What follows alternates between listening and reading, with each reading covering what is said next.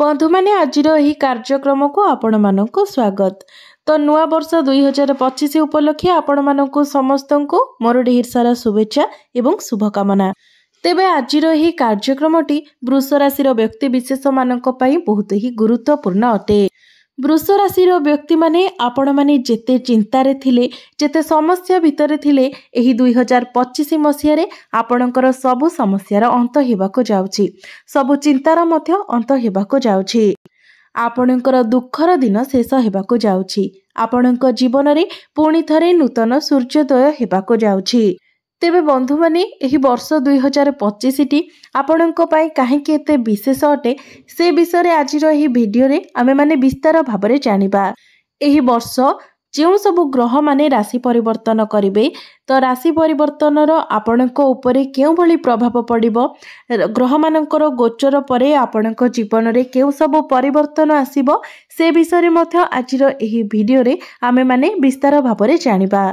तेबे आसंतु आरंभ करिबा आजिर एही कार्यक्रम को जहाँकि जन्म राशि एवं चंद्र राशि उपरे आधारित अटे। तो बंधु माने राशि चक्रर 12टी राशि मध्यर द्वितीय राशि हेउछि वृष राशि। तेबे वर्षर आरंभ रे आपणकर प्रथम भावरे विराजमान रहिबे देवगुरु बृहस्पति, आपणकर तृतीय भावरे विराजमान रहिबे मंगल, पंचम भावरे विराजमान रहिबे केतु, सप्तम भावरे विराजमान रहिबे बुध, अष्टम भावरे विराजमान रहिबे सूर्य, आपणकर दशम भावरे विराजमान रहिबे शनि एवं शुक्र एवं आपणकर एकादश भावरे विराजमान रहिबे राहु। तेबे बंधु माने सबुठारु गुरुत्वपूर्ण कथा आपणक पई एहा जे एही 2025 मसियारे नाही आपणक राशि रे शनि 7.5 अछि आ नाही शनि 2.5 अछि। आपणकर कुंडली संपूर्ण रूप से एही वर्षटी रे शनि दशार मुक्त अटे। तो शनि आपणकर वर्षर आरंभ रे दशम भाव में विराजमान अछंती एवं शनि सहित शुक्र मध्य विराजमान अछंती एवं 30 मार्च 2025 को शनि आपणकर एकादश भाव में विराजमान करिवे, जे कि आपणक पई जोगकारक ग्रह अटंती। एवं जेमिति ही शनि आपणकर एकादश भाव को प्रवेश करिवे सेतेबेले शनिकर दृष्टि आपणकर प्रथम एवं पंचम भाव उपरे रहिबो। तो 30 मार्च परे जदि आपण कोनोसी इंडस्ट्रियलिस्ट वर्क करूछंती, इंडस्ट्री सह रिलेटेड आपण कोनोसी भी कार्य करूछंती किंबा आपण मैन्युफैक्चरिंग रो कार्य करूछंती, गैस किंबा पेट्रोलियम रो कार्य करूछंती किंबा आपण एपरि किछि कार्य करूछंती जेउथिरे लुहा सह जड़ित किछि कार्य आपण करूछंती, तो यही सब कार्य निश्चित भाव में यही वर्ष 2025 रे आपनको बहुत अधिक लाभ प्राप्ति हेबो, सफलता मिलिबो। कारण शनि आपणकर नवम एवं दशम भावर अधिपति होई आपणकर एकादश भाव में विराजमान करिवे। तो यही वर्ष 2025 रे शनि कोनोसी भी प्रकार रे आपणको हैरान करिवे नाही, कारण एकादश भावटी को लाभ स्थान कहा जाय थाए, इच्छा पूर्तिर स्थान कहा जाय थाए एवं एकादश स्थानटी एपरि शुभ स्थान होइथाए जेउठारे कि कोनोसी भी ग्रह खराब फल प्रदान करिनथांती। तो बृहस्पति आपणकर प्रथम भावरे अछंती एवं मंगल आपणकर तृतीय भावरे अछंती। तो आपणकर राशिर अधिपति शुक्र आपणकर दशम भावरे अछंती एवं शुक्र एहा परे आपणकर एकादश भाव को विराजमान करिवे। तो वर्षर प्रथम भागटी आपणकर उच्च शिक्षा पई बहुत अनुकूल रहिछि। तो आपण जदि निजर पाठपढ़ा सह जड़ित कोनोसी भी डिसीजन नेबा पई चाहुछंती, जेमिति कि जदि आपण कोनोसी फॉर्म फिलअप करिबा पई चाहुछंती, कोनोसी ठारे एडमिशन नेबा पई चाहुछंती किंबा आपण पाठपढ़ा को नेकी किछि भी डिसीजन नेबा पई चाहुछंती, तो आपणक पई वर्षर आरंभ समय अर्थात जनवरी फेब्रुआरी मार्च एही समय अवधि आपणक पई पाठपढ़ा को नेकी बहुत अनुकूल रहिबो। एही समय पाठपढ़ा रिलेटेड आपण किछि भी डिसीजन नै परिबे। एवं गुरु आपणकर प्रथम भाव में रही आपणकर पंचम सप्तम एवं नवम भाव को देखुछंती। तो वृष राशि व्यक्ति विशेष माने जो माने अविवाहित अछंती, आपणकर विवाह बयस होई जायथिले मध्य आपणकर विवाह होई पारो नाही, तो 15 मई 2025 पूर्वरु निश्चित भाव में आपणक पई भल प्रस्ताव आसीबो एवं आपणकर विवाह मध्य होई जिवो। एहा सहित गुरुंकर दृष्टि आपणकर पंचम भाव उपरे अछि एवं शनिकर दृष्टि मध्य आपणकर पंचम भाव उपरे रहुछि। तो 30 मार्च 2025 परे आपण जदि फैमिली प्लानिंग करंती तो ताहा आपणक पई शुभ फल प्रदान करिवो। कारण गुरु पंचम दृष्टि रे आपणकर पंचम भाव को देखिबे एवं शनि सप्तम दृष्टि रे आपणकर पंचम भाव को देखिबे, जहाँकि आपणकर फैमिली प्लानिंग पई बहुत शुभ फल प्रदान करिवो। विशेष करी मार्च रु नहीं जून मास पर्यंत जो समय अवधि रहुची ताहा आपणक पई सबुठारु अधिक अनुकूल समय रहिबो। तापरे मध्य आपणक पई समय भल रहिबो, कारण गुरु आपणकर द्वितीय भाव को चलन करिवे। द्वितीय भावटी होइथाय धन एवं कुटुंबर भाव, परिवारर भाव। तो गुरु आपणकर द्वितीय भावरे मध्य आपणको शुभ परिणाम प्रदान करिवे। एहा सहित गुरु नवम दृष्टि रे आपणकर नवम भाव को देखुछंती, जहाँकि आपणकर पितांक सहित आपणकर संपर्क को मजबूत बनाइबो। एहा सहित आपण कोनोसी धार्मिक यात्रा किंबा दूर यात्रा मध्य करि पारंती एवं आपण एपरि किछि यात्रा करि पारंती जोठारे कि आपण पादरे चली चली यात्रा करिवे, जहा फଳରେ आपणकर पादरे मध्य आपण थकापण अनुभव करिवे। तेबे ताकू नै कि आपण चिंतित हेबे नाही, सेथिरे आपणको भल एक्सपीरियंस मिलिबो, आपण सेथिरे शांति अनुभव करिवे। ताहा भी आपणकर वर्षर आरंभ समय अर्थात जनवरी रु एप्रिल मास मध्य आपणकर एही दूर यात्रा किंबा धार्मिक यात्रा होई पारे।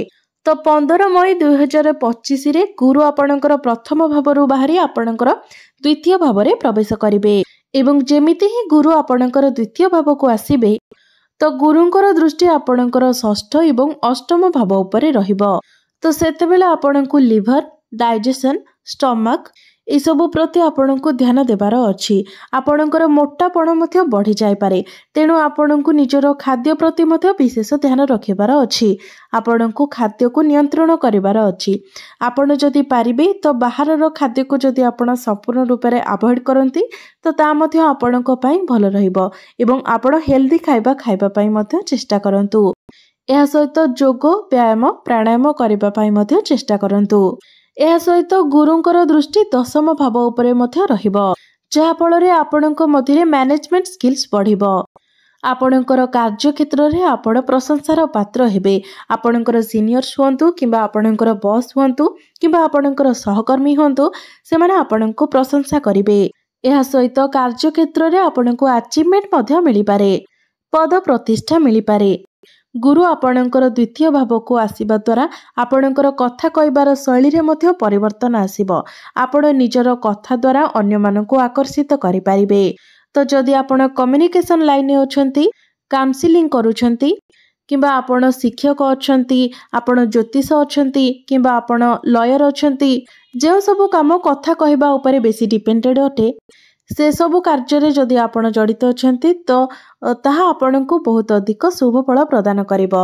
ए सबु क्षेत्र रे आपण बहुत अधिक सफलता लाभ करिवे।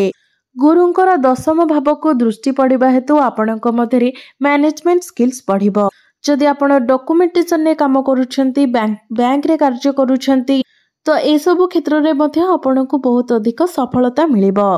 एवं वर्षर आरंभ रे सूर्य आपणकर अष्टम भाव रे विराजमान अछंती, जे कि आपणकर चतुर्थ भावर स्वामी अटंती। तो 14-15 जनवरी पूर्वरु आपण कोनोसी बड़ जिनिस रे कोनोसी प्रॉपर्टी रे आपण डील करंतु नाही किंबा कोनोसी जिनिस आपण किणाकिणी करंतु नाही। 14-15 जनवरी परे आपण ए सब रे डील करि परिबे, कारण तापरे सूर्य आपणकर नवम भावरे चलन करिवे, दशम भावरे चलन करिवे, आपणकर एकादश भावरे चलन करिवे। तापरे आपणकर द्वादश भावरे मध्य सूर्य उच्चस्थ होइजिवे। तो 14 जनवरी रु नै 14 मई पर्यंत एही समय मध्यरे आपण कोनोसी प्रॉपर्टी रे डील करि पारंती, कोनोसी बड़ जिनिस आपण किणाकिणी करि पारंती किंबा कोनोसी उच्च पदस्थ व्यक्तिंक सहित आपण मिलामिशा मध्य करि पारंती। विशेष करी कोनोसी राजनीतिज्ञ व्यक्तिंक सहित आपण मिसी पारंती। एहा सहित दीर्घ 18 वर्ष परे राहु आपणकर दशम भाव को प्रवेश करिवे, जहाँकि 18 मई 2025 को राहु आपणकर दशम भाव को प्रवेश करिवे एवं राहु 1.5 वर्ष पर्यंत गोटे राशि रे रहिथांती। बंधु माने राहु जेतेबेले दशम भावरे गोचर करंती तो निश्चित भावरे आपणकर कैरियर रे परिवर्तन आसी थाए, जहाँकि आपणको पॉजिटिव परिवर्तन आसीबो। तो बंधु माने राहु जेतेबेले आपणकर दशम भावरे गोचर करिवे तो कार्य क्षेत्र रे आपणको चालाक चतुर बनाइबे, आपणको स्मार्ट बनाइबे। आपण हार्ड वर्क छाड़ी स्मार्ट वर्क करबा को पसंद करिवे। तेबे मन रखिबे जे तरबरिया भाबरे आपण कोनोसी कार्य करिवे नाही किंबा कोनोसी डिसिजन नेबे नाही एवं सबुबेले धैर्य रखिबा पई चेष्टा करिवे। तो आपणको स्टेबल रहिबार अछि एवं बुझी सुझी निजर कार्य को करिबार अछि। एवं शनिंकर जो राशि परिवर्तन हेबो तो शनिंकर दृष्टि आपणकर प्रथम भाव एवं पंचम भाव उपरे रहिबो। तो आपणको निजर प्रेम जीवन उपरे किंतु विशेष ध्यान रखिबार अछि। कारण शनिंकर दृष्टि प्रथम भावरे रहिबा द्वारा आपणको भितरे जिद्दी स्वभाव आसीबो। तो प्रेम जीवन रे आपण निज भितरे जिद्दी स्वभाव को आसीबाको दियंतु नाही। तेबे बंधु माने यह सबु थिला किछि कारण जेथि पई एही 2025 मसियाटी आपणको पई बहुत ही विशेष अटे। तेबे एबे आसंतु जानि नेबा किछि प्रतिकार विषय रे जे प्रतिकार गुडिक करबा द्वारा एही वर्ष रे जहा भी सबु अशुभत्व रहुछि से सबु अशुभत्व गुडिकर खंडन होई परिबो एवं आपणको अधिक शुभत्व प्राप्ति होई परिबो। तेबे सेथि पई प्रत्येक दिन आपण शुक्रंकर बीज मंत्र 108 थर जप करंतु। एहा सहित प्रत्येक दिन आपण हनुमान चालीसार मध्य पाठ करंतु एवं सूर्यास्त परे आपण शनिंकर बीज मंत्र मध्य 108 थर जप करंतु। तेबे बंधु माने एही नूतन वर्षटी आपणको पई शुभमय हेउ मंगलमय हेउ एहा ही ईश्वरଙ୍କ निकटरे मोर प्रार्थना। धन्यवाद।